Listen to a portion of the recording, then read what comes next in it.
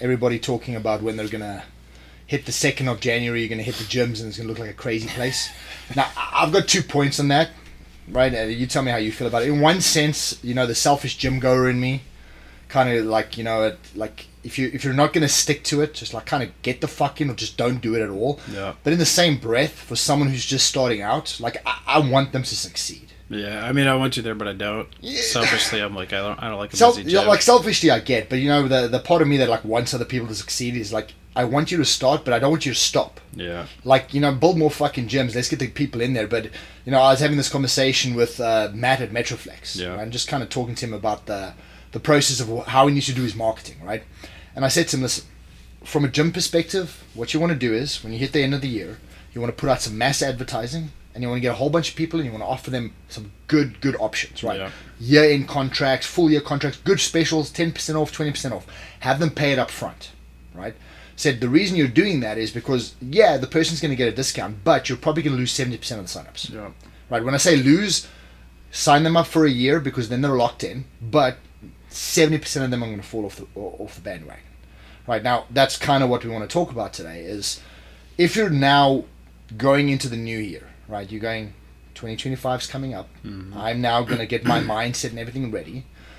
What can you do so that you don't fall off the bandwagon and do a couple of weeks and then kind of split out, right? Yep. So what mechanisms can you use for longevity? Now, my first reaction to this was a bit of a gut reaction is, well, don't set it on a time frame. Why are you starting on the 2nd of January? Yeah. Your mindset should have been is if you decided this a month back, you should have started a month back. The date is irrelevant. Right, it is. Right, how do you feel about that? Yeah, I think everybody right now is going, new year, new me. I'm going to get back in shape finally. Like, I actually just had a conversation with someone yesterday about this very thing. He's like, hey, what do I do? And I'm like, oh, where are you? Where are you at in this journey? I think fitness is a journey, and the reason that most people fail is it's, in their mind, they know they're supposed to do it, but they don't necessarily want to do it. So there's a deeply rooted issue there already that we're not taking care of. So they get in there and say, all right, I'm going to get taken off on January 1. It's my day. Or January 2nd. It's my day. I'm going to get going. January 1st is on a Wednesday this year. Yep. So they're going to go. Friday. Let's go Monday. Friday, Monday. It's going to turn into Monday. Such a good point. Because and again, like I want everyone to succeed, but sure. What I generally find with this is we've spoken about it before in other episodes. It's kind of setting a goal, right? So I feel always when you get towards the end of the year, right? And that you got that drive, okay, we're coming to the end of something, right? And on a side note, it's not. Yeah. It's kind of the calendar tells you that nothing changes. You're just moving from one sector to the other. I mean, technically you could call the end of the year the 1st of April. Yep. Right, because that's when spring starts, matter. right? It doesn't really matter. Yeah. So to me, it's irrelevant. It's the same as saying, well, I'm going to diet in the week, but not on weekends. Like that's kind of doesn't work for me. Like you need to kind of apply something. In this particular cases, let's break it down. Let's do the layman's part, right? Why does everybody see this as because we're rolling down to the end of the year? You have a reflection process whereby you look at what you've done. This past year didn't go how I wanted. What did I do the last year? What didn't I do? And what would I like to apply better for the next year? Yeah. Now, if you're doing this for the first time, right, we're going to go through a whole bunch of tips that we feel is going to help you. If you're not going through this for the first time, you need to sit yourself down and go, why didn't it work the previous times? Yep. Right. I got to be honest, I've never bought into the 2nd of January, I'm going to start this new program. The only thing I'm starting on the 1st of January is the carnivore diet. Yeah. So, side note again, the first, and I like the date frame. Let me say that I love the fact that the World Carnivore Month is always from the first of January, the month of January. Here's why. If you can stick to a carnivore diet in January, the rest of your year is going to be nothing, right? Because if you can because basically what I'm going to do is my diet's going to consist of beef, salt, and water. No processed foods, no vegetables, no fruits. It's going to be meat, right? Now it's going to be tough. Again, steaks are great, but as you've known going on diets previously, when you don't get berries or something extra in it can get you. Hard. But if I can last for January, right? The rest, once I start tapering off the carnivore diet, start adding in other foods, that process for the rest of the year should be super easy. Yeah. So there's an incentive already is to hop on the carnivore plan or on the month of carnivore for January and kind of establish yourself for the rest of the year. But again, it's not easy. Well, I think like what's really popped in my head last year around this time, I was like, next year's, because I was back into the groove with fitness and everything. And I was like, I'm gonna have a 6-pack in 2024. Yeah. Okay. Well, a part of that journey, it ended up becoming, I realized the 6-pack is the goal, but what are my habits that are going to allow me to get to the 6-pack? So I'm not quite to the 6-pack. I have a 4-pack, but I kind of let up, if you will, a little bit. I did it, but you know where I'm going with this. Yeah. But like, my point is, you can't necessarily tie yourself to a goal. So people say, I'm going to set a goal of getting in shape, but what does that look like? You have never, if you don't have any habits or anything around fitness and wellness, like how can you just set a goal of saying I'm gonna get in shape? There's no playbook. There's no roadmap to get where you need to go. So in my mind, like what I shared with the gentleman yesterday I spoke with, what's the objective? Like, what are you trying to do? He's like, he's got a young family. He's trying to just get himself back. He was a former athlete, trying to get himself back to a place where he's like looks in the mirror and happy with what he sees. Okay. So what I suggested to him was like, have you been working out? No, not at all. Hasn't done anything. I said, okay, get a weighted vest, start walking for time. Basics. Do push-ups and sit-ups.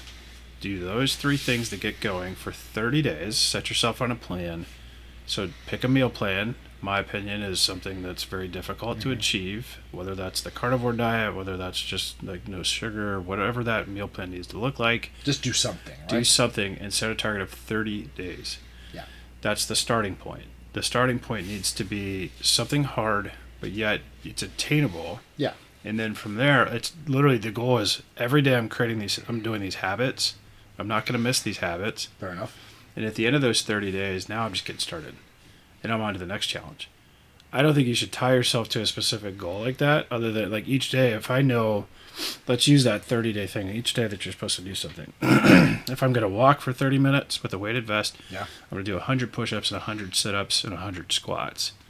If those are my 4 things for fitness, I can do those. Yeah. I can make that happen. Okay, that's an hour-long process. If that, maybe 45 minutes. You can do the push-ups, sit-ups, and squats in 15 minutes.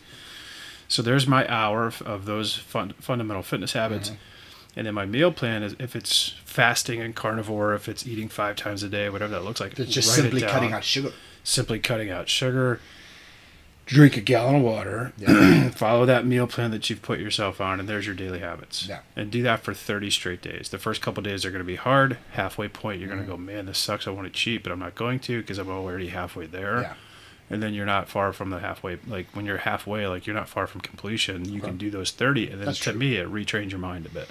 So now it's on to the next objective. What do you think of that? You see, the thing is, and this is always the question, right? And this is where I feel like the layman's breakdown is what you need. Yeah. What you're saying is 100% doable, attainable, right? And anyone can do it. Yep. Right. Don't get sucked in by 100 squats. No. Start with 10. Start as many as you can do on a day within a certain time frame. It might be 2 at a time. Hold on to the side of your bed if you have to. Whatever you got to do, just start moving, right? Yeah. And everything you're saying is 100% correct. What always interests me is the process whereby people fail at this, and I kind of want to dig down into that, right? Yeah. So let's look at from an aspect. Let's look at what our culture does to us, right? So our culture gives us these massively, what's the right word? These very attractive outcomes, right? Outcomes, and I'm specifying on outcomes because they don't specify on how to get to the outcome, right? And I take it back to when I was a kid, right? And I think about what was the diet trends when I was a small kid, watching my mother, my sisters, the people around me, especially women, because previously women were pulled into this way more than men. As we've progressed as a society and culture, men have been dragged into it. I wouldn't say as much, but we're on the same path, right? And what I found is when I was younger there was always some sort of diet fad, some sort of diet pill, some sort of mechanism that was a shortcut. Quick fix recipe. Quick fix, right? A shortcut for you to get to set goal. And the set goal was always about, you'd see a woman who weighs 300 pounds who lost 100 pounds, right? About becoming skinny and beautiful. And the words don't go together. Skinny and beautiful do not go together. It's a psyop. It's an advertising marketing ploy that keeps you driving. And what I always find is as we go into this new point, right, is every person's reasoning. As your friend said, he's got a young family. He wants to be healthier. He wants to be there for his kids. What he wants is great. Yeah. The next person next to him it might be a girl who's, she might have broken up with a boyfriend. She's young. She wants to get into the dating scene. She wants to lose a couple of pounds and she wants to feel better about herself. Yeah. It might be a skinny guy who wants to pick up some muscle mass. It may be, a guy in our situation where you're in your 40s and you kind of want to maintain as much muscle as possible and you want to make the most because that once you get to 40, right, your job now is maintenance, right? Be as strong as possible, be as flexible, as mobile as possible, because the longer I can do this, the better I feel as I age. Yeah, for sure. So the reasonings for everybody is slightly different, but in the end, what happens is the world kind of pushes us in one direction, right? And those directions are very marketable and very sellable, right? The latest craze for the last couple of years has been Ozempic, right? So you want to lose weight, you want to drop it off. Here's a great product for you. It's FDA tested. It was for diabetes, but we're going to give you an injection. If you take these range of injections, you will see dramatic weight loss, and it works, right? It works great. There's massive side effects that people are starting to see what comes around, but what I would say is Ozempic is no different to every other fad that came through. Yeah. I think in the late 80s, early 90s, in South Africa and especially in the United States, ephedra was a huge one, right? So ephedrine, which became illegal in the Olympics in the 1980s. That's like right? an upper, right? Basically what ephedrine is, ephedrine's one molecule away from meth, right? What it does is it revs your metabolism. So when you take it, you get an increased heart rate, right? If you dose a little bit higher, it feels like your hair is tingling. Very similar to what a lot of pre-workouts do. Yeah. Now the difference between legality of ephedra versus a pre-workout versus meth is one molecule. That's how scary this is, right? So every time they come with a new pre-workout, they change one molecule, gives the same effect, but because they changed a molecule, the legality changes. Yeah. But essentially, ephedra was a huge one. Now, what I found is ephedra became massive. It's a massive problem, and here's where it was a problem. Super effective drug. Like if you take ephedrine, caffeine, and aspirin in a stack in the right doses, your fat loss with the good diet is exponential. It is such an effective drug. Here's the kicker. The most effective way to take those combinations is to take them on an empty stomach in the morning to go to cardio. The problem is if you take too much aspirin, you burn your stomach lining. You wind up with ulcers. You take too much ephedrine and you have underlying issues with your heart, mainly with your heart, right? Or cardiovascular system. It could cause a stroke and a heart attack. I remember being in a playing rugby matches and watching guys who were 280, 300 pounds, didn't train in the off season, come to his first match, take a teaspoon of the stuff, right? That person looked like it was basically it could be a meth addict. Now that's where the problem comes in, because what I found is women get super addicted to this. Look at the Ozempic craze, right? There are women who are fighting each other. There's an underground black market for Ozempic, right? Why do I bring this up? Because it's part and parcel, right, of that drive, not just culturally, right, but that's given from the outside to drive us. Because what happens is, if you have a look at the ads running on TV, right, for Ozempic, there's everything on Ozempic as they produce it, right, is going to. But there's this underground advertising campaign which is telling people 2025 is coming. You want the best 2025 ever. You should get on Ozempic. Isolate that weight loss, right? The side effects of Ozempic are horrendous right now. There's mitigating ways you can mitigate them, right? But there's not enough research. Yeah. So what happens is when you take Ozempic, like when you took ephedra back in the day, there was side effects that came with it. Used in the right combinations, it could probably be a very effective drug. Ephedra it's a very simple molecule. Ozempic's not as simple. Now what happens is when you take it, there's altered side effects that are happening to your body. For Ozempic, what happens is you lose an enormous amount of muscle, bone, and tendon and ligament mass. So as you're losing weight, it's not the natural, well, I'm just dropping body fat. What happens is you're dropping lean muscle, so you're becoming weaker. Right? You're dropping bone mass, which means that you're breaking a bone, especially for women who suffer as they age, osteoporosis kicks in, just exacerbates the problem. Now, why is this important? Is because what's going to happen is people are going to go into that first month, that first day, 2nd of January, they're going to hit the gym. Now, if you've done this before and you're kind of on a program, there's going to be two sets of people. There's going to be sets of people, which you and I will fall in that category. We've been training, but you know what? I want to ramp up. I'm going to drop my carbohydrates. I'm going to push up my protein. I'm going to increase my cardio because I want to get an effect. Yep. Kevin wants to get to 6-pack. Yeah. Jay wants to drop his body fat by 3%. Whatever the goal is, we're already in the line and we're using that as a springboard, right? We're just modifying. Now, the date doesn't really mean anything to us. Yeah. Right? For me, it's the carnival month's coming up, so it's a wonderful time to kind of start that process. Right, I just want to jump in. However, if you've never done this before, or you've done it and you haven't had all the information, what's going to be inevitably happening? Let's talk about a young woman who's trying to lose a bit of weight. And when I say young, it could be anybody from the age of 20 to 50, right? Your age is irrelevant. You want to get into shape. So now what happens is you start on the 2nd, and most likely what most people do is they start cold turkey. They haven't adapted their diet, so they drop all the sugar off. They then enter an exercise program. Now that first day of training, you were the first day you did legs. Legs was hard, but you could do it. Yeah. It was the day after legs. Yeah. Because now what happens is once you do that first workout, if you are not conditioned for training, your body is going to be so goddamn sore the next day. Yeah. That the next workout becomes harder. So especially if it's an athlete who was an athlete previously in life and maybe hasn't trained for 5 to 10 years. I can give you a story on this. Yeah, go ahead. So I have a friend, he lives here locally. Good dude, was always into fitness, working out, etc. At this time, I don't remember how old our kids were, but I hadn't been working out in a long while, and he came over. He had been working out, and he put me through like a little bit of a circuit type workout. Yeah. I couldn't finish the workout. Broke me off. I struggled. Anyway, it kind of shut me down for a while because I almost hurt myself from the workout because my competitive nature took over, and I tried to keep up when I shouldn't have. Yep.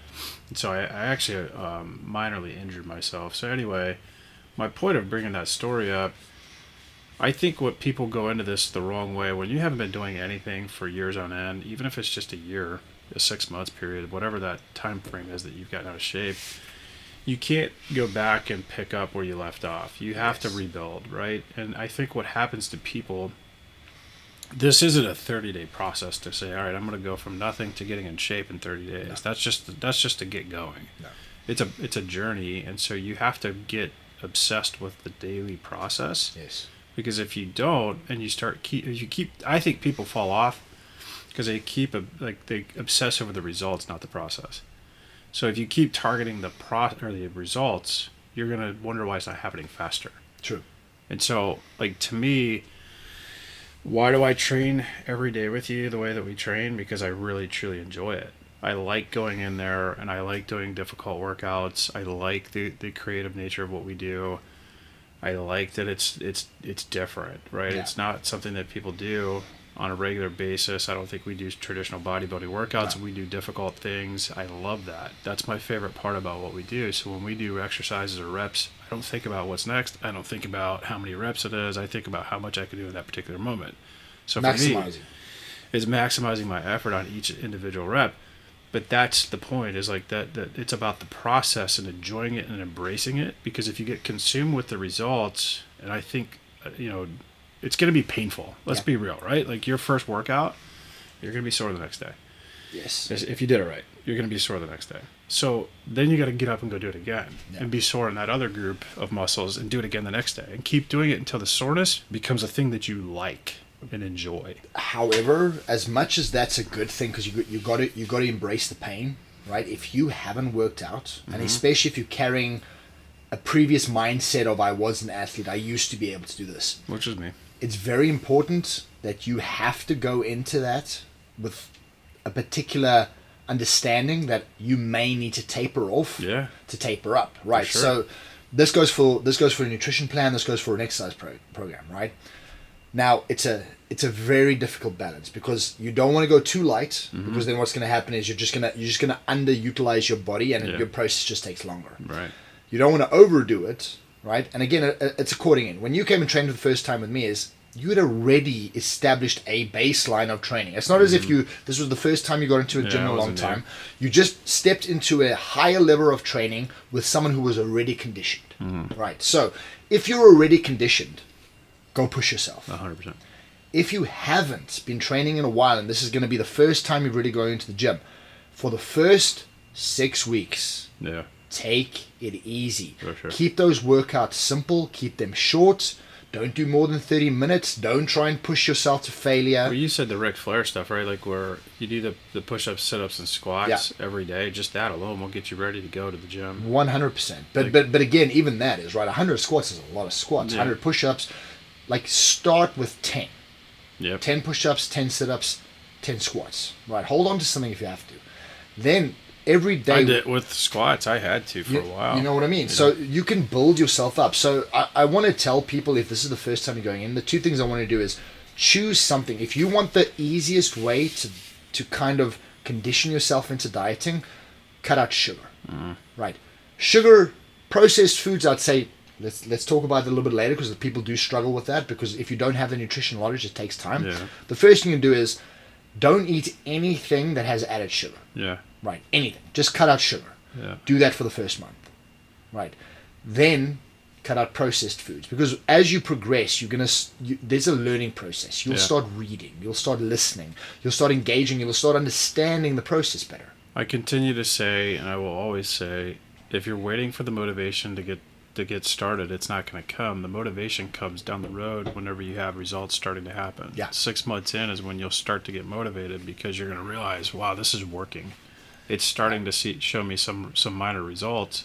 Now I want to see how far I can go. And you just keep at it. That's a good point, though, is because I agree with you. Like I get more motivated the more I progress. Like once I get to a certain point and I go, okay, I want to work to cut down my body fat, and I want to see a specific result of lower body fat. Right.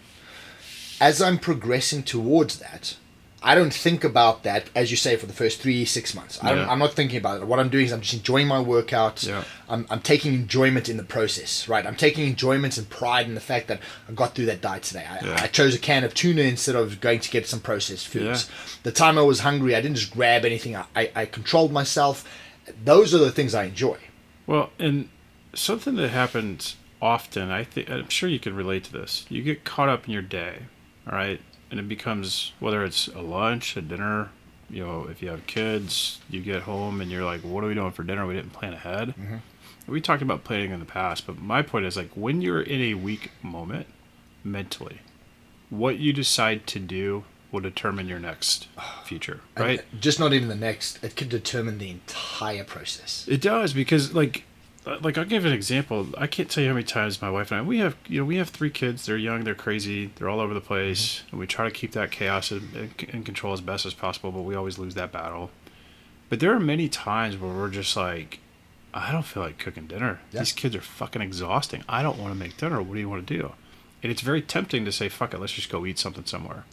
But because we prep, and we have food there, and we eat good food. I have brisket in the fridge, I have steak in the fridge, or some very lean ground beef or chicken at all times. I don't want it to go to waste. Brisket, I spend $60-$80 on a brisket. I don't want that to go to waste. So why would I make all that meat and then go out to eat and let that $80 brisket go to waste? I'm going to eat that meat.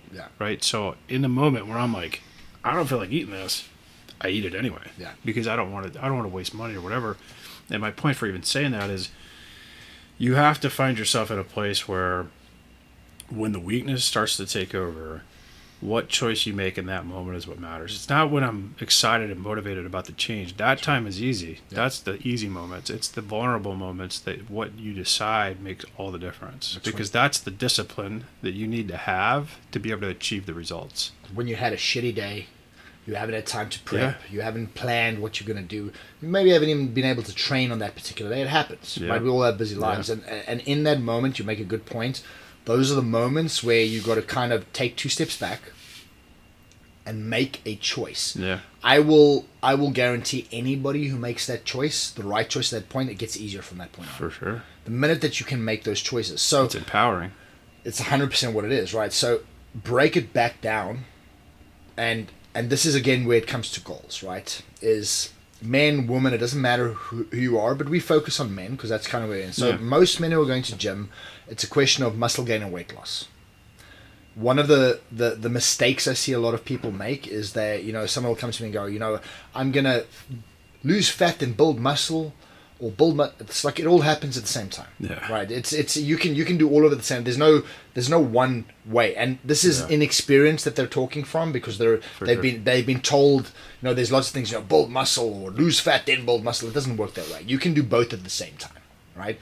What you want to do is exactly the example of that. Right. You don't want to get stuck into, I have to do. No, you can do it all at the same time. What you want to do is there's a video in a meme, and I'll pop it up so people can see it, right? But basically what it was is it was ragging on middle-aged white women, right? They were doing some weird type of cardio where they're hitting drums. Mm-hmm. And at the bottom of the meme it says, white woman will do anything not to lift the weight. Right, and you read it and you kind of go in, because I always, what never ceases to amaze me is how people look for shortcuts, right?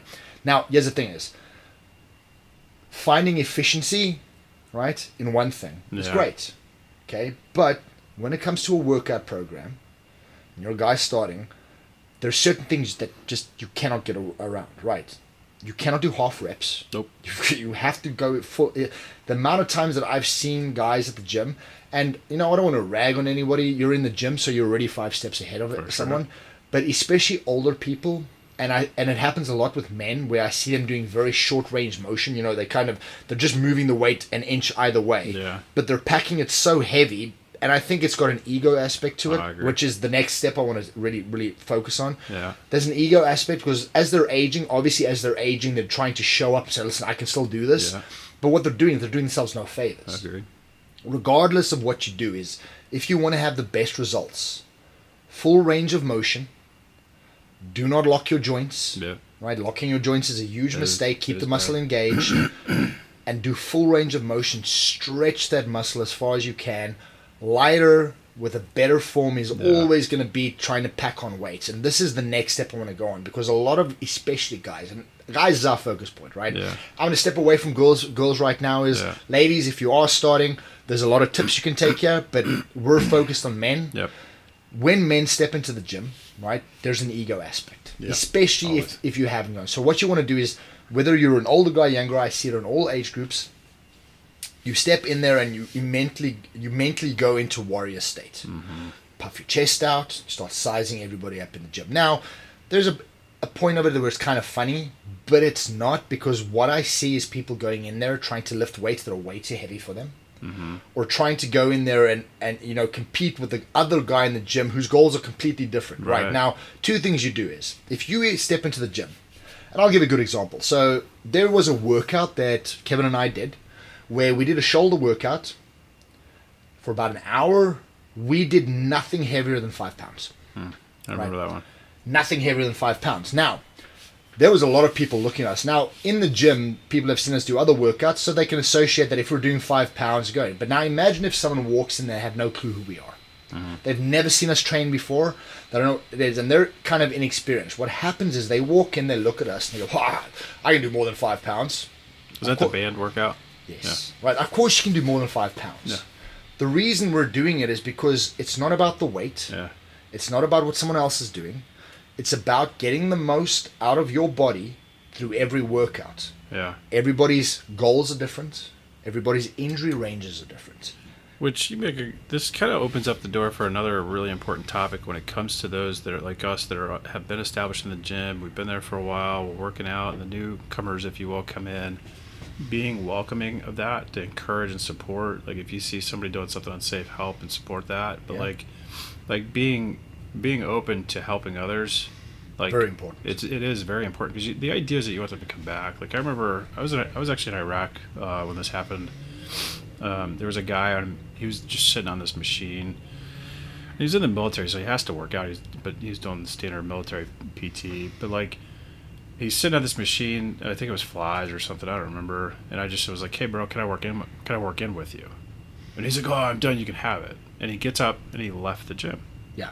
Because apparently I intimidated him. I don't know the answer to that, right? But my whole thought is, people are a little intimidated by a gym. Yeah. And the people that actually know what they're doing. they want to do it. They want to be in there. And in my mind, like helping people work through some of the intimidation, and by just saying, "Hey, how are you?" Like just walking them people, because ultimately, like to me, like health and wellness is for everybody, and it's not something that you should be afraid of. But people truly don't have the knowledge. Like I grew up in a home where it was like I've never seen my dad lift a weight, but he's always been relatively fit because of his job. Yeah. My mother, not the same story, but like I didn't have wellness or fitness put in front of me until I was like in sports that put that stuff in front of me, right? So a lot of people just don't have knowledge and they don't know where to start, they don't know where to begin. True. And helping and create, that's I think why we've done this podcast too, is like just to help share knowledge and information from, you know, a layman's perspective that you can actually do and you can execute it on your own accord without having to pay. Like there's a lot of gurus out there you pay premium dollars for. Yeah. You know, and there's also a lot of free information that you can access, but yeah. The free information is a guy on YouTube or on Spotify telling you right now what we're doing, giving you information, which is helpful, but you make a very good point, right? If you go into a gym, right, is if I'm training, and this is a standard, is if you don't know me and I'm training, like I am super intimidated because I am focused on what I'm doing. I am I don't exactly have have the face that screams. I'm not showing you a welcome come. You know what? Face. And it's not because I have an issue with you. It's because I'm so overly focused on what I'm doing. Now, with that said, right, does that mean that you don't approach? No. Right, you need to look at a gym for this. You're going to get the odd assholes, and they're everywhere. They're not just in the gyms. They're in your local Target and Walmart, right? But my experiences, to the 99th percentile, the guys in the gym, especially the guys who train hard, who you are super intimidated about, are usually the nicest people who will take the time out to help you. The amount of time that I've just stopped training because, and you know who always comes and asks me? It's going to be the old lady, right, in her 60s or 70s that doesn't understand how to use a machine, or a foreign lady that can't speak English, right? She's going to come to me and go, I don't know how to use this. And I'll walk over and go, this is how this works, this is how this works. Now, I love that because you get to help someone. Yeah. But for anybody going to the gym, right, I'm going to tell you a story of how I started, right? And it's not for everybody, but I want everyone listening to try and have the same mindset when they walk in. When I started training, I was 15 years old.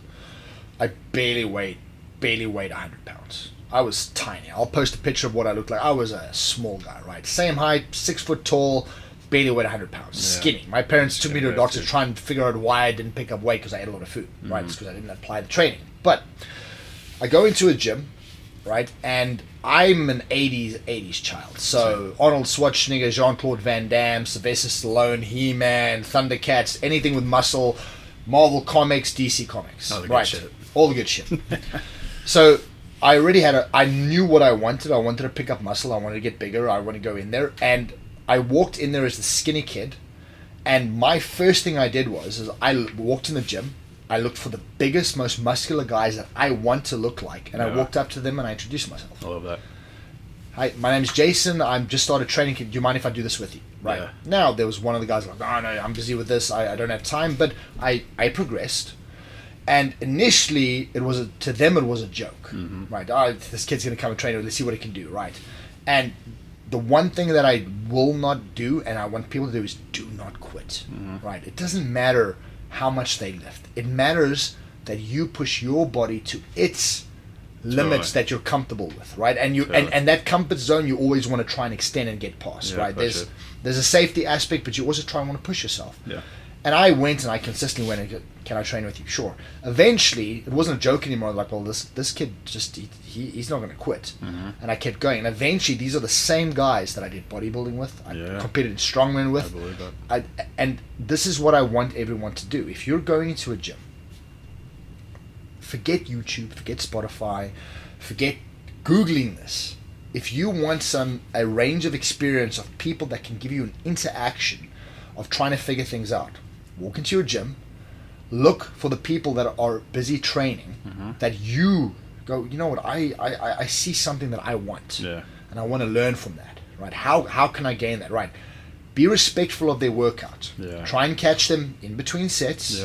Try and catch them when they're beginning or ending with the workout. introduce yourself politely and say, you have a wonderful physique, or I like what you're doing. Would you mind if I asked you a couple of questions? Yeah. I will guarantee you 100% of those people are going to take some time, because one, for them, it's a badge of honor. Like someone's coming up to you and it's a compliment, right?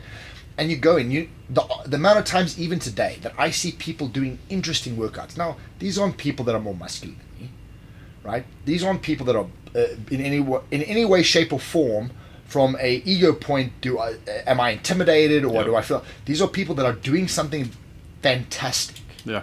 It could be a guy. We have a guy at Crunch Gym here locally, and this guy must be in his 60s, and he does the most dynamic plyometrics, right?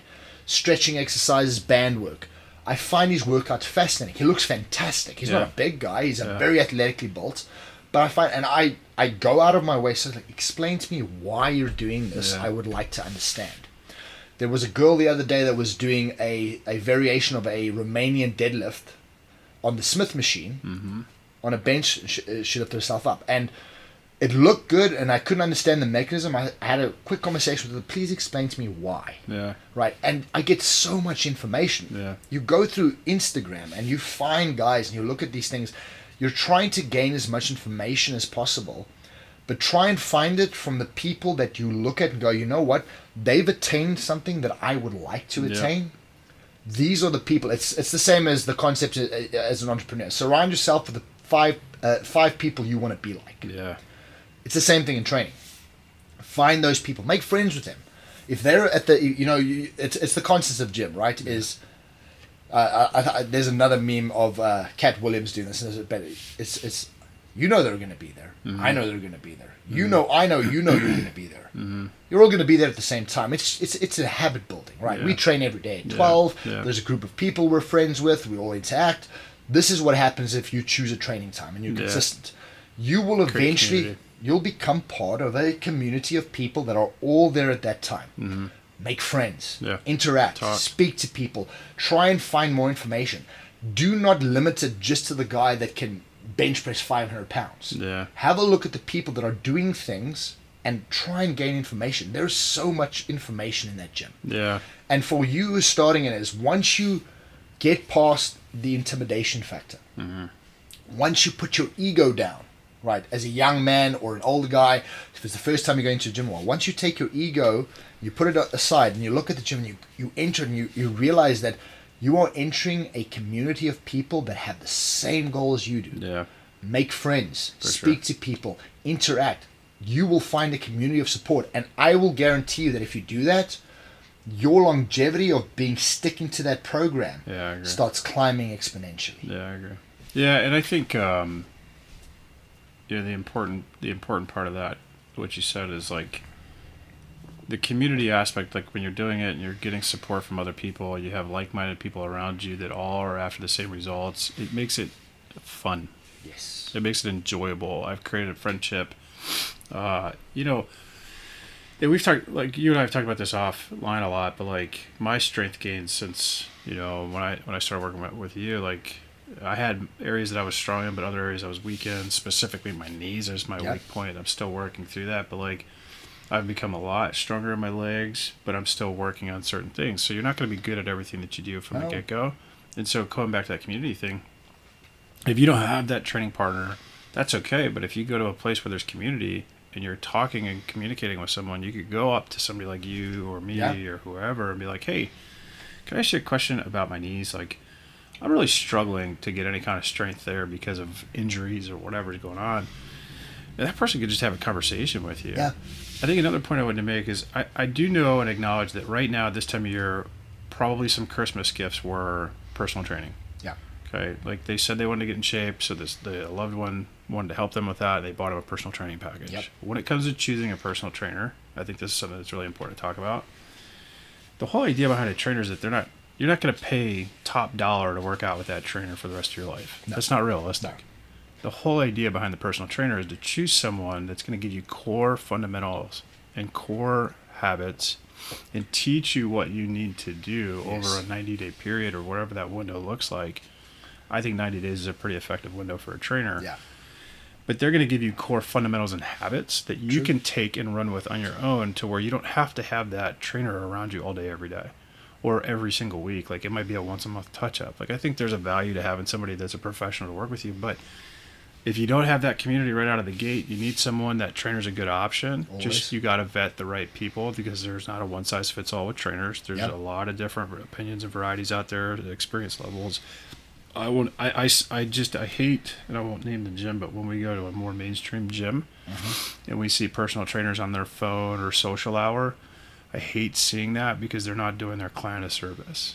Like, they need to be present. They need to be locked in with that client and really help them build the right habits and fundamentals so that they can take off and do this on their own.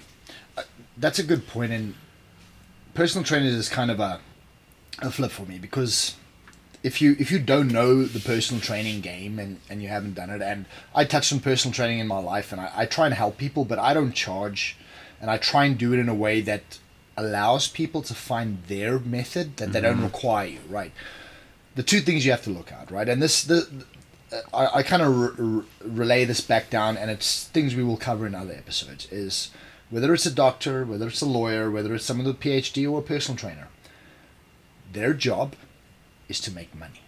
Oh, yeah. That's the first thing that people need to understand. His job 100%. Is to make money, right? He's also going to have a sales pitch where he's going to try and keep you on the training path. Yeah.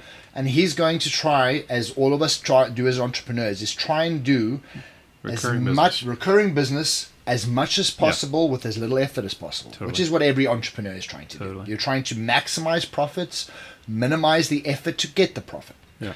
So that doesn't mean that personal trainers are bad. It means that you should vet them. But the one part you don't want to get stuck into, most personal trainers are psychologist buddies. Yeah. These are guys that people go and train with them, and they train with them because their job is to be your friend, to be friendly to you, and people misconstrue that, and what happens is they drop off on training because the personal trainer is trying to keep you locked in. So the easiest way to keep a person locked in is to make friends with them. Yeah. Right, get an interpersonal relationship. Become likable. Be a friend. Realistically, if I was a personal trainer, the way I train and what I do, which is why I didn't do personal training, because I only want to work with people who want to push themselves. Yeah. If you can't push yourself, we're not going to work, because I don't have time to babysit you. I don't have time. And when I say babysit, I am the type of guy that will take someone, and you've seen this, I'll take someone who has never trained before, and I will spend hours with you. Yeah. Effort is what I'm interested in. Yeah. If you have the consistency to go, you know what, I'm going to push as hard as I can. I don't care if it's 2 pounds. Yeah. But you're pushing yourself and you're consistently trying to drive yourself to be better. I am with you. Yeah. Most people, unfortunately, don't do this. So personal trainers, most of their clients are not results driven. Yeah. They're paying to spend time with someone that they like. So it's great to get a personal, like you say, a lot of gifts are going to go out. Here's personal training. It needs to be like anything else. It's the same as if you've taken a course outside. Most courses that people have, self-improvement courses, courses to learn a new skill, they always sit with a group, right? There's always the support group. What you always find is regardless of the skill you're learning, if you want to become a mortgage broker, right? If you want to become a real estate agent, if you want to become a wholesaler of real estate, there's groups and people like a personal trainer that will teach you how to do it. Yeah. They know when they take these people on that 99.9% of them will not make it or get the results they want. So what they do is they keep providing you with additional support services, which is essentially someone that you can get on the line with, a community group where you can vent once a week, and they try and keep you in this consistent cycle. My best advice is when you deal with this, whether it be a course you're taking externally or a personal trainer, Gage, I want you to give me a training program for 2 months. I want to learn how to do everything that I need to do baseline.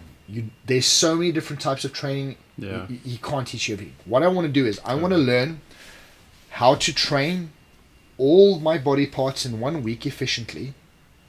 I want you to get me to a point that I have a program I can follow, and that I'm conditioned enough that I can continue with that program alone.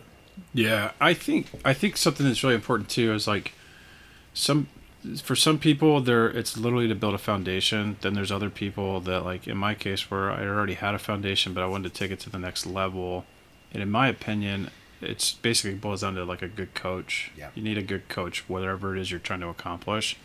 That's what I also like about what we're trying to build, or what we are building, is a community of like-minded men that want to be better, to help support each other. But I think there's got to be financial commitment to this stuff, because if you truly, like in my case, like if I truly want to be better, I have such a desire. Like there's things that I can do without having to pay for it, but there's also a nature of like when people put financial or monetary aspects of a commitment in there, they're going to be more likely to stick to it. Skin in the game. There's skin in the game, because in the end, like, there's a lot of free information on the internet. Why didn't you take advantage of it already? If you were truly disciplined, like, why didn't you go after it, right? So I do think, like, you get what you pay for. You got to commit to it. You've got to put yourself out there and be willing to do the things that the coach is helping you and telling you to do. But in the end, it's you versus you. I mean, you made a post about that just the other day. It's you versus you. There's no one else. And a good point is you want to have skin in the game. Now, that skin in the game could be a financial commitment, right? Because while I paid for this, I better use it. Right. I find financial commitments they're up in the air, because if you're financially well off, you could sideline it. I agree. Right? In the same sense, what you want to do is you want to find a sense of discipline. Mm-hmm. Again, discipline is doing the things you don't have to do, you don't necessarily want to do, but you're choosing to do them because you are looking for a specific outcome. Yeah. Right. You can't do the same things in respect to different results, so you have to change what you do to adapt to the result you want. Now, as you said, the result is great, but a result is just the goal. Yeah. If you don't enjoy that journey, the result's going to probably become unattainable. So if you're deciding to hit the gym, you haven't really decided what you like or don't like about it, and you just go in and you do a workout, you kill yourself for the first week, you basically get rid of all foods and you just eat chicken and broccoli, right? Mm-hmm. You'll get in shape, but I guarantee you won't stick to it, because you haven't found what necessarily works for you and given yourself enough time to condition yourself to get to that point. There's very few people in this world that cold turkey. Yeah. Right? You can, but it's a very difficult process. I think cold turkey comes from, and maybe one day I'll tell my 2024 story at length, but like right now it's too soon. But I just said this to the guy yesterday. Like, don't wait till you're in a desperate place to do these things. And I think cold turkey it's people that are in a desperate place. Maybe they got a diagnosis. Maybe they got something extreme that happened in their life. Fear. Pick stuff. Right. There's a lot of reasons why people do it. Well, especially if you're young and you're healthier, things are generally good. Like, now's the best time to get going because like you can make it better. Like, you don't need to wait to that big moment. Like that guy yesterday when I spoke with him, things were generally good for him. Great time to start. Which is what I told him. I was like, it's a great time to take this by the horns. Yeah. Let me share my experience with you and what happened with me. And I showed him a brief story of what went down with me and why I got to where I am. But for me, it was extreme. It was an extreme situation and desperation to really dive in deep. Like, I was already on the path, but I really bought way in once that like dramatic event happened. Yeah, and from there, like that's where like now my mission is to share more of this information. I don't want people to wait till they get to where I was at. Yeah, I mean, listen, there's probably nothing in this world that's gonna put fire under your ass as much as a life-changing event, right? A massive event that's going to affect the way that you live your day. Because we all get into a comfort zone, and once we're in a comfort zone, it's the threat of that comfort zone being broken apart that'll drive us to do things either to maintain it, or get beyond it. And us men, like, we're fucking stubborn. Like, we're really fucking stubborn, and we like can take a lot. Like, we're really resilient. We really truly will go through hell and back, and then like something big has to happen for us to be like, oh, yeah, that's kind of a problem. And now I do something about it. That's a good point, though, is let's break that down, because that's always an interesting aspect of what people do, right? Is it never ceases to amaze me how people will absolutely fight tooth and nail to maintain the status quo. Yeah. Like, you work harder to cheat than to just fucking do it right. They will fight tooth and nail to maintain a false sense of security, a comfort zone that doesn't benefit them, a relationship that doesn't work for them, an outcome, a job. I mean, I can list a million things. I legitimately remember having to terminate a couple people when I was in the corporate world over them doing some unethical things, and they went further out of their way to do the unethical things than if they would have just done the job by the book the way it was supposed to be done. And it's way easier to just do the job the way it's supposed to be than to cheat the system. This is no different. It's way easier to just do it. The side effects or all the other stuff that could come into play whenever you're doing it the quote easy way. It's way more efficient. It's way more effective to just do it by the book, do the hard work, do the things that people don't want to do, and it's going to be way better, more direct path. But what to dictates results. that? What dictates that? Right. So this is always an interesting discussion. Yeah. Right. So the thing that dictates your understanding of the easy way versus the easy way now versus the hard way later versus the hard way now versus the easy way later, because that's the choices we spoke about before, right? So I make hard choices now that are going to make the path easier, which is usually what you should do with everything. Yeah. Right. Or I choose the easy path now, but what dictates the choice is experience. Usually it's experience. It's have done the easy path and realized that, okay, this just made things way harder. And if you're lucky, right, I was lucky, I think you've been lucky too, is I learned this at a very young age, that the easy path now for the hard path later, it was just way too difficult. I'd rather try and find the best way, the most efficient, put in the hard work now.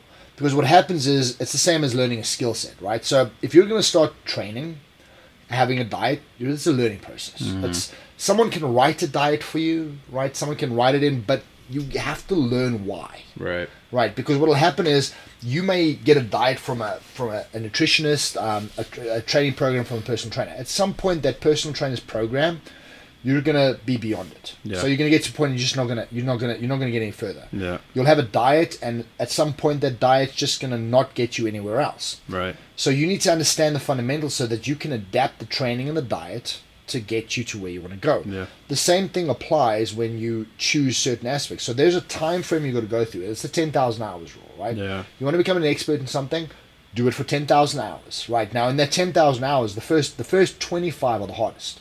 So you don't know what you're doing. You have no concept of it. That's the hard part you're talking about. I had to have this conversation with my daughter this past weekend. She got invited to go with a friend to roller skate and lunch, and she wanted to go so badly only if they would do something other than roller skating because she can't skate. Mm-hmm. And I said, well, why don't you want to go skate? She's like, because I'm not very good at it. I said, well, how many times have you skated? She's like, well, like twice. I said, okay, well, skating's actually a lot of fun, but how can you be so upset with it when you've only tried it twice? You've got to keep trying. And get better. And you'll never know how good you could be if you don't keep trying. And it's the same in anything in life. Like, you're not going to be good at anything you do the first time. No. I've been guilty of this because I'm athletic. Most everything I do, I'm pretty decent at it when I first try it, but I'm not good at everything. Yep. And when I'm not good at something, I get frustrated with it, and I'm like, I don't want to do it, right? Because it's just the human nature to say I don't want to do something I'm not good at. Nature. And so then when I do force myself through things, which I've got much better as I've gotten older, but when I force myself through and do stuff repetitively, I've gotten to a place now, like, I don't know if you've ever done this, but like when I started training Muay Thai, for example, I went into that, I was like, I'm going to be a professional Muay Thai fighter. That was what was in my head. I'm not. I know that. Yeah. I know it's not ever possible, right? But in my head, I'm like, I'm going to be the best Muay Thai fighter ever. And then I realized, dude, you're stupid. Just have fun, right? And that's what I've always gone into anything I've ever done with, that mindset of like, no matter what I'm going to do, I'm going to be the best ever. And it's just not. It's not necessary. Well, and I know I'm opening up a whole new can of worms. But the kind of it's a pretty good thing, right? Because I mean, it can relate that back to someone starting it, right? So you have an idea, right? Everybody has an idea. Like we've said before, is people's version of what they believe they want to look like, right? There's two aspects to it. There's the genetic aspect, and then there's the cultural aspect. The genetic aspect is understanding that from a genetic standpoint, men are more attractive to women if they have a chiseled jaw, wide shoulders, thin waist, big legs, right? Because naturally, it assumes that they're stronger, they're bigger, they can look after you. That's how it works. You're saying women are more attracted to men that look like that. 100%. Yeah. Women, right, or men are attracted to women, generally they can bear children. Right, so there's certain aspects. There's a certain way that her hips carry, her face looks. There's a beauty aspect to it. So we all have this innate trait where we look at something, and genetically it's attractive or it's not attractive. Right. Right. Then there's the cultural aspect where we're kind of conditioned to say that this is what it should be, this is what it's not. Same with the food pyramid. Different aspects within culture where they try and drive you towards a certain thing. Most of the time it's to drive sales and to make money, but. Sure. The point is, there's driving aspects to it. Now, you made a point there where you said, okay, so I go into this and I'm going to be the best at it. Right. You're not wrong. It's just a mindset switch. I'm not going into this because I want to be the best in the world. Because if you've competed in anything, you'll realize that to be the best in the world at something, there's two aspects. One, you can be. There's people who are the best in the world at something. Yeah. Right. Being the best at something, let's use a good example. John Jones, right? According to Dana White, pound for pound, the best MMA fighter of all time, right? Why is that controversial? Because there's literally a bucket full of people, right, that we can go to and we can pick it apart. It's superficial. It's based on perception and people's ideas. Mike Tyson versus Muhammad Ali, right? We will never see them in a boxing ring in their prime. Yeah. It's not something you can weigh up. So it's a personal aspect you look for. So to be the best in the world at something is a perspective. Once you realize the perspective, you go, okay, I'm going to be the best I can be. That's it. Right. Once you switch your mindset and you stop competing against everybody else, right? Because I remember when I was entering pro wrestling, right? So I'm entering pro wrestling. So what I did is I lined up the pro wrestlers that I really liked and said, okay, I want to be like that. You could never be like them. You, right? That's right. The minute you put that aside and you just go into something and go, I'm going to be the best I can be. But people sense that too. So if you're trying to be somebody you're not, or trying to be like someone else, they see right through it. Yes. Instead of just being genuine, kind, honest, being the person that you are, being the best version of yourself that you can be. And that's something I've had to really learn in my older age. Like, it's not that I ever tried to go be something I wasn't. It was just that I would always go into like, I'm going to go be the best. I'm going to go do everything I can to be, the top dog, if you will. And I've never been the top dog at anything, right? So in reality, it's like you almost set yourself up for failure and then learning how to process the failure. And it's part of growth. It is part of growth, yeah. It's part of growth. And I think, this is a big thing on the mindset aspect of it. Like, you're competing with yourself. When you get back into the gym, if you've been in the gym for a while, in my case, like, I'm trying to just become the best version of myself that I can be. Yeah. I've got some personal things that I'm really working on, especially around mindset. Like, there's so much things that we can go down a rabbit hole with that we won't today. But, like, I think you have to recognize, like, just go do what you can do. Yeah. Go be you. Go be what you can be. If someone laughs at you, who fucking cares? Yeah, like that's something I've talked to my daughter about. It's all internal, right? It is.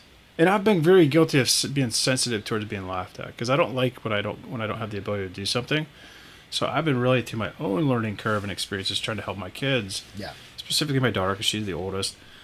If they laugh at you, they laugh at you. Yeah. It doesn't matter. If they pick at your name, it doesn't matter. Yeah. Like it's just be yourself. Be your authentic self. But that is a mindset. That's very specific on mindset because my experience with that is no one wants to be laughed at. But here's the thing is, you will be in your life. I don't care how nice you are, how kind you are, who you aspire to be, right? What you look like, where you come from, what race you are, what culture you are, what language you speak. Right. You will be in your lifetime the villain and hero in someone's story. For sure. Regardless of what you do. You can be the nicest person. What does that mean? Right. That means that you do not live from an external standpoint of who likes you. Because if you're a person that tries to have everybody around you like you, you're going to fail. Yep. In the second sense, what you want to try and do is be the person, right? That be the change you want to see in the world. Now, this relates straight back to a mindset and training, right? Mm-hmm. When you walk into the gym, there's key people that I look at, right? I don't want to be them. I look at what they do, and they're in different sports. I will see someone doing bowls. Bowls is that old thing where they roll the balls and guys in their 60s doing it. I can't do that shit. Same. But I'll look at it and I'll go, my God, that is amazing. Right. They're really good at that. I will not look down on anybody who has a skill set. So what I try and do is, if I see someone, right, that has something. I'm not trying to be better than them. Yeah. I'm taking what they've achieved, seeing how they've got it, and I now want to apply my success to it. Yeah. It doesn't mean I have to beat them, doesn't mean I've got to look like them, doesn't mean I've got to do anything like them. What it means is the people around you that you see as having achieved something that you would like to achieve, Yeah. those people are there for a reason in your mindset. The mindset around it is they are there because I want to take what they have done, I want to apply it, and I want to be the best I can be. For sure. And that mindset of looking at something and going, well, people, listen, whether you like it or not, someone's going to laugh at you. Yeah, yeah. Right? Why they're laughing at you is irrelevant. Yeah. Are you being your true self? Are you doing everything in love and kindness? Yeah. And are you trying to be the person of the change you want to see in the world? It's very easy to look at someone and go, everyone in the world needs to make these changes so the world's a better place. Bullshit. Yeah. If you want the world to be a better place, be the change that you see or want to see in the world. Be it, regardless of what anyone else does. Well, and that's the mindset you should apply in everything. I kind of live this too. Like, to me, it should be, if we want the world to be a better place, we should learn to embrace each other's differences. Yes. And I think that's the key component, which the country that we live in, the United States, has been about that for a long time. There's been some turbulence, I think, the last 10, 15 years. But, like, to me, that's the ticket, right? It's embracing each other's differences. And I have been really guilty. I've had to learn through this the hard way of being overly critical and judgmental towards things that I'm not necessarily interested in, like, you pick it, right? So I've had to really be aware of, like, don't be critical towards something, right? Because in my mind, like, everyone's important to somebody. And so if we treat that person with respect, regardless of income status, position status, life status, whatever thing you want to throw in there, if we treat others with kindness and we treat others with the respect and just genuinely learn and be curious about what it is that they're doing and in our differences. This goes back to being in the gym. It's the same way. Like, don't make fun of that new person coming to the gym. Be curious. You have no idea where he's coming from. That's right. And just like, you don't know the journey that person's been through. You taught me that. Like, I kind of poked a joke at somebody that was doing a weird exercise, and it was kind of out there. But you basically, not correct me, but just helped me remember, you don't know what that person's been through and why they're doing a certain thing that they're doing, and the fact that they're there doing it. Don't judge it. Like, again, if it's a safety thing, help them. But, like, there's a reason they're doing what they're doing. Maybe they don't know any better, but just being kind, being genuinely open to what it is that they're doing, and just asking questions, showing curiosity. I think that makes us a better person. And that's a great point. And something that I feel in the mindset part is go do it for you. Take as much positive, good information from everyone around you. There's no ego, right? Coming from South Africa, right, and having been lucky enough to be in a lot of places in the world, I did Twiz in India, I've done Twiz in Australia, New Zealand. The one place, right, and this I hope this becomes a viral clip because it's very near to my heart, right. Regardless of where I've been, right, whether it was in South Africa and we went into the predominantly native African areas, if I went to India, if I came to the United States, Canada, doesn't matter where I've gone. The one place where color means nothing is the gym. When you walk into the gym, I've walked into gyms in the middle of townships in South Africa, where the gym equipment is rusted pig iron, barely able to. It's not by no. And you got guys in there, and you walk in and you show any form of money. They don't care about your color. They don't care about where you come from. They don't care about your wealth status. So walk in there, and we had a workout. We were brothers after that. Yeah. India, when I went into India, right, and we were looking for guys who were going to be pro wrestlers. The minute that those guys saw that I was someone to train, we went to the local gym. I had a workout with them. All of a sudden we're friends. Nice. Same thing here, right? Coming to the United States, you walk into the gym when you can see the connection. That's got nothing to do with how big you are, how strong you are. When you see that someone else has put time, effort into what they are doing in that gym, you respect it. You have respect for them. Now all of a sudden, there's a brotherhood without even creating one. 100%. Right? And you know the work that it's by default. You know the work that goes into what they look like and how they've been performing because they have to put that discipline and that effort into it. And it's the one part. I think sports transcends this, but specifically gym, bodybuilding, weight training. it transcends it in a way that is absolutely mind-blowing to me. I'm gonna share a short story. Right, so 1975, they have the Mr. Olympia contest. Right, Mr. Olympia contest is held in South Africa, Pretoria, South Africa, in the middle of apartheid. Right, which means black segregation, blacks don't have the right to vote. Okay. It's a completely separate cordon of society. Okay. Now, take note. Your first Mr. Olympia was I think it's Larry Holmes. First Mr. Olympia was a white guy called Larry, from the United States, and then it was Sergio Oliva from Cuba. Okay, he dominated for 3 years. So when they came down, right, we had bodybuilders. There was Albert Beckles, there was Serge Nubret, there was Robbie Robinson.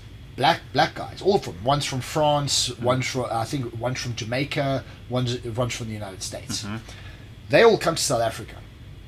When they came on the same flights, they stayed in the same hotels, they ate in the same restaurants, they were treated exactly the same.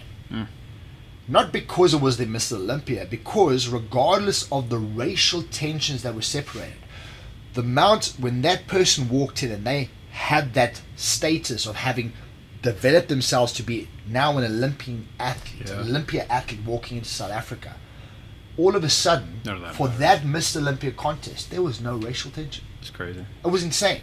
So now you walk into the main Mr. Olympia stage, right? So you've got Lou Ferrigno, Serge Nubret, right? Black guy, amazing physique, and Arnold Schwarzenegger, right?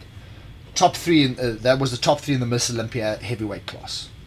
Arnold Schwarzenegger won. Serge Nubret came second, Lou Ferrigno came third. Wow. Right. Nobody said a word, and he was celebrated regardless. Yeah. That is a perfect example. It's great. It's like going to North Korea. Yeah. And walking into North Korea and being the exact opposite of what they're going, and then all of a sudden everyone there's utmost respect for you. That is what working in a gym, working in a physique, it transcends hatred, it transcends racial tensions, cultural tensions, because you find a commonality between each other that transcends any type of hate that you could imagine, because you realize that regardless of that person's economic status, racial status, cultural status, religious status, they are working for something that you're working for, and regardless, 200 pounds to him is 200 pounds to me.